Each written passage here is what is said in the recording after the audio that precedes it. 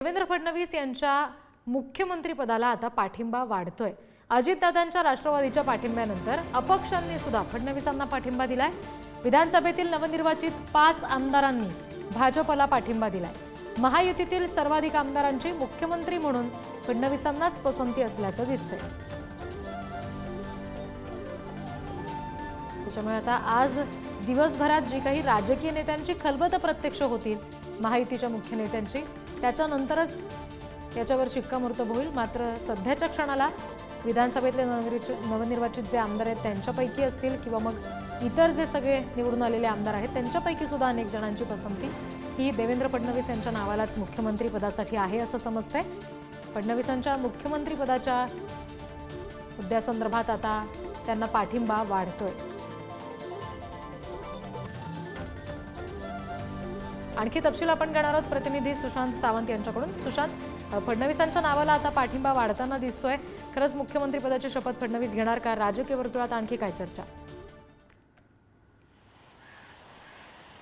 अगदी बरोबर आहे रिद्धी, आपण जर बघितलं असेल तर देवेंद्र फडणवीसच मुख्यमंत्री व्हावे अशी इच्छा भाजपचा प्रत्येक नेता व्यक्त करताना पाहायला मिळतोय। काल गिरीश महाजन यांनी देखील म्हणाले होते की फडणवीस मुख्यमंत्री होतील।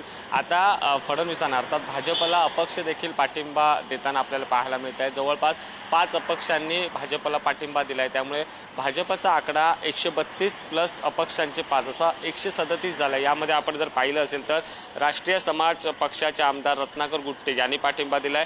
जनसुराज्य पक्षाचे आमदार विनय कोरे आणि अशोकराव माने, युवा स्वाभिमान पक्षाचे आमदार रवी राणा आणि अपक्ष आमदार शिवाजी पाटील यांनी भाजपला पाठिंबा दिलाय। त्यामुळे जवळपास 5 भाजपच्या गोटात आमदार आलेले आहेत। आपण जर पाहिलं असेल तर विधानसभा निवडणुकीच्या ज्यावेळी यादी आली त्यावेळी हे अपक्ष आमदार जे आहेत त्यांना भाजपनं जागा सोडली होती, रवी राणा असते त्यांच्यासाठी जागा सोडली।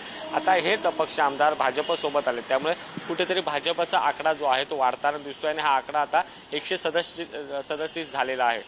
रिद्धी जी, सुशांत धन्यवाद दिलेल्या माहितीसाठी।